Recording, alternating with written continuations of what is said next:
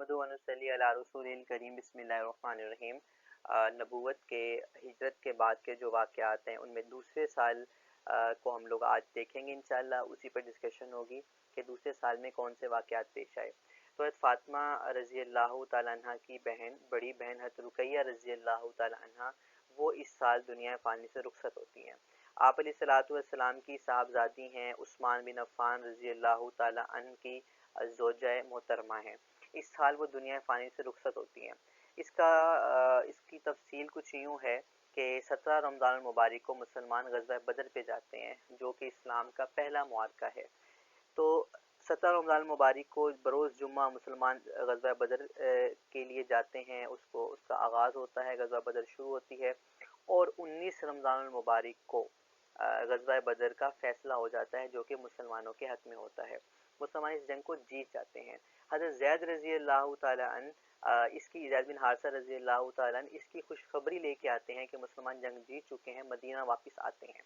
Medina वापसी पर वो देखते हैं कि उस्मान रज़ी अल्लाह तआला अन्हु जो हैं वो हज़रत रुक़ैया रज़ी अल्लाह तआला अन्हा की तदफ़ीन में मसरूफ़ हैं, क्योंकि वो उनका इंतकाल होता है, दुनिया फ़ानी से रुखसत हो जाती हैं। तो यूँ इस तरह हज़रत रुक़ैया रज़ी अल्लाह तआला अन्हा की जो वफ़ात की ख़बर है वो ज़ैद बिन हारिसा को मिलती है और ज़ैद बिन हारिसा रज़ी अल्लाह तआला अन्हु से मुसलमानों की फ़तह की ख़बर उस्मान रज़ी अल्लाह तआला अन्हु को मिलती है और यूँ हज़रत रुक़ैया रज़ी अल्लाह तआला अन्हा की 21 साल की बरस में वफ़ात होती है। दूसरा वाक़या जो इस साल में पेश आता है वो है तहवील काबा का, कि मुसलमानों का किबला इस साल में तब्दील होता है। पहले मुसलमान जो थे वो नमाज़ पढ़ते थे बैतुल मक़दस की तरफ रुख करके। इस साल आप सल्लल्लाहु अलैहि वसल्लम बनु सलमा के कुछ लोगों के साथ नमाज ज़ोहर अदा फरमा रहे थे, फ़र्ज़ नमाज अदा फरमा रहे थे। आप अलैहिस्सलातु वस्सलाम इमामत फरमा रहे थे। तो 2 रकात के बाद, फ़र्ज़ नमाज की पहली 2 रकात के बाद अल्लाह की तरफ से हुक्म नाजिल हुआ और आप अलैहिस्सलातु वस्सलाम अपना किबला बैतुल मक़दस से घूम कर बैतुल्लाह की तरफ अपने चेहरे का रुख किया और बकिया 2 रकअतें आप अलैहिस्सलातु वस्सलाम ने बैतुल्लाह की तरफ अदा फरमाई। और इस मस्जिद का नाम इस अमल की वजह से मस्जिद किबलतैन यानी 2 किबलों वाली मस्जिद डल गया, पड़ गया, मस्जिद का नाम बन गया। उसके बाद तीसरा जो अहम वाक़या इस साल में पेश आता है वो है जहाद का, क़िताल का। अब से पहले मुसलमान जो कुफ़ार के साथ लड़ते थे, तो लड़ने का हुक्म मुसलमानों को लड़ाई शुरू करने का हुक्म नहीं था, बल्कि कुतुब में लिखा हुआ कि मुसलमान डिफेंड करते थे। कुफ़ार की तरफ से हमला होता तो मुसलमान उसका जवाब देते थे, कोई झड़प होती थी, कोई हमला होता था तो मुसलमान उसका जवाब देते थे।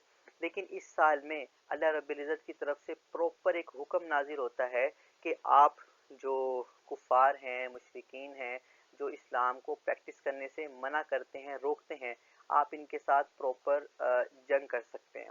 कुरान मजीद की आयत है बिस्मिल्लाहिर्रहमानिर्रहीम, उज़िना लिल्लज़ीना युक़ातलूना बिअन्नहुम ज़ुलिमू।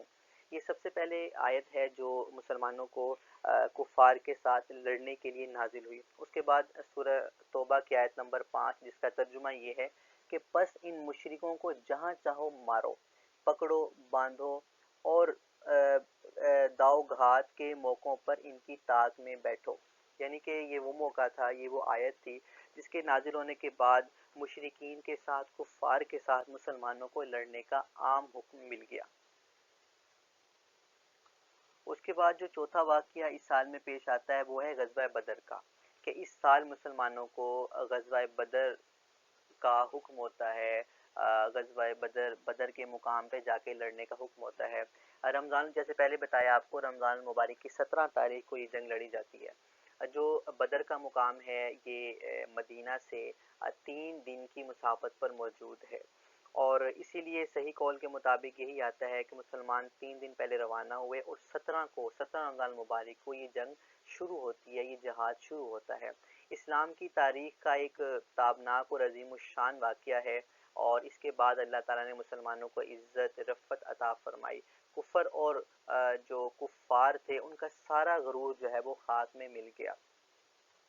इसमें मुसलमानों की तादाद जो बताई जाती है वो 350 या एक कौल के मुताबिक 313 जो हैं वो बताई जाती है।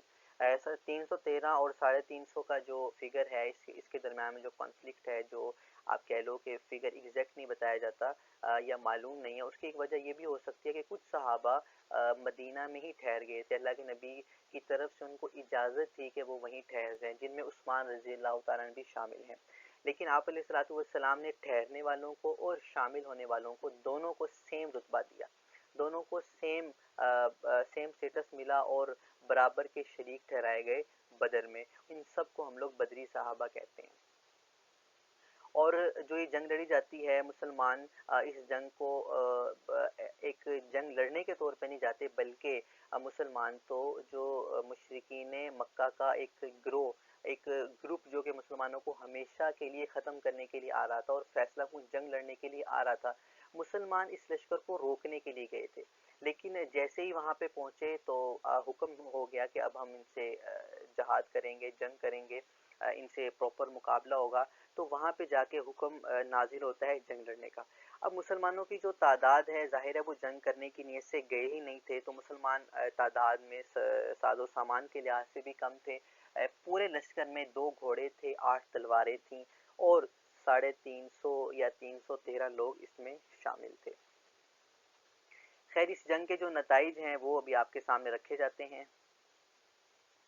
آپ علیہ الصلوۃ والسلام جب روانہ ہوتے ہیں مدینہ سے اور روحا کے مقام سے روانہ ہوتے ہیں اور صفرا کے مقام پر پہنچتے ہیں، تو اس مقام صفرا کے مقام پہ پہنچنے پہ آپ کو اطلاع ملتی ہے کہ مشرکین مکہ آپ سے فیصلہ کن جنگ لڑنے کے لیے مکہ سے پوری تیاری کر کے نکل پڑے ہیں۔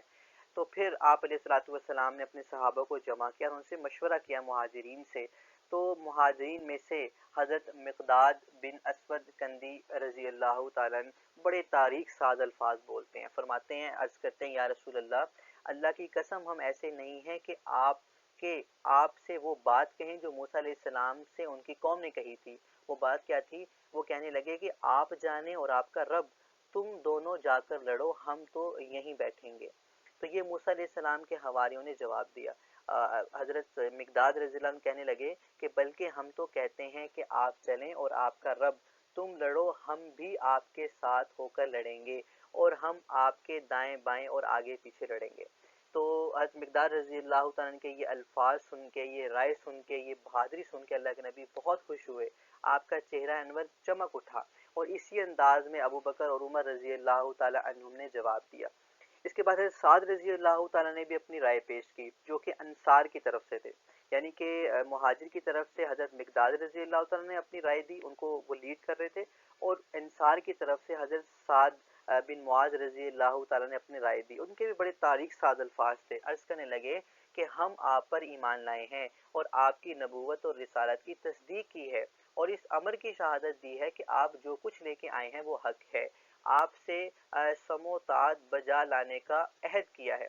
یا رسول اللہ، آپ جو ارادہ کریں، آپ جو کہیں گے ہم وہ کر گزریں گے، ہم آپ کا ساتھ دیں گے۔ اس ذات کی قسم جس نے آپ کو حق کے ساتھ کھڑا کیا ہے، اگر آپ ہمیں لے کر سمندر میں کود جانے کا ارادہ فرمائیں تو ہم اس سے بھی انکار نہیں کریں گے، اور ہم میں سے ایک فرد بھی آپ سے پیچھے نہیں رہے گا، اور ہم جنگ کے آزمودہ کار اور مقابلے میں صبر و استقامت کا مظاہرہ کرنے کے خوگر ہیں، یعنی کر گزریں گے، اسے ہم لوگ انکار نہیں کریں گے۔ اللہ تعالیٰ آپ کو ہمارے ذریعے وہ منظر دکھائے گا جس سے آپ کی آنکھیں ٹھنڈی ہو جائیں گی، بس ہمیں اللہ کی برکت کے ساتھ لے چلیے۔ سعد رضی اللہ تعالیٰ کے یہ الفاظ سن کے اللہ کے نبی کا حوصلہ مزید بلند ہوا، اللہ کے نبی کا چہرہ مزید چمک اٹھا اور بہت مسرت کا اظہار کیا۔ اس کے بعد مسلمان جو ہے وہ آگے بڑھتے ہیں، اور غزوہ بدر سے 3 دن پہلے آپ صلی اللہ علیہ وآلہ وسلم کی پھپھو حضرت عاتقہ بن عبد المطلب رضی اللہ تعالی عنہ نے خواب دیکھا تھا، جس خواب کا آپ کہہ لیں کہ مفہوم یہ تھا کہ جو کفار مکہ ہیں، مشرکین ہیں، وہ واپس لوٹتے ہیں ذلیل ہو کے، خوار ہو کے، اور اس خواب کی یہی تعبیر تھی جو کہ مسلمان جنگ کو جیت جاتے ہیں۔ اس کے بعد آپ صلی اللہ علیہ وآلہ وسلم نے یہ دعا فرمائی کہ اے اللہ، جس فتح و نصرت کا وعدہ آپ نے مجھ سے کر رکھا ہے، آج اسے پورا کر دیں۔ اے اللہ، اگر یہ مٹھی بھر لوگ، یہ جماعت ہلاک ہو گئی تو آج کے بعد کبھی تیری پرستش نہیں کی جائے گی، یا اللہ آپ کو لینے والا کوئی نہیں ہوگا۔ تو اللہ رب العزت نے آپ علیہ الصلوۃ والسلام کی اس دعا کو قبول فرمایا اور مسلمانوں کو فتح نصیب فرمائی۔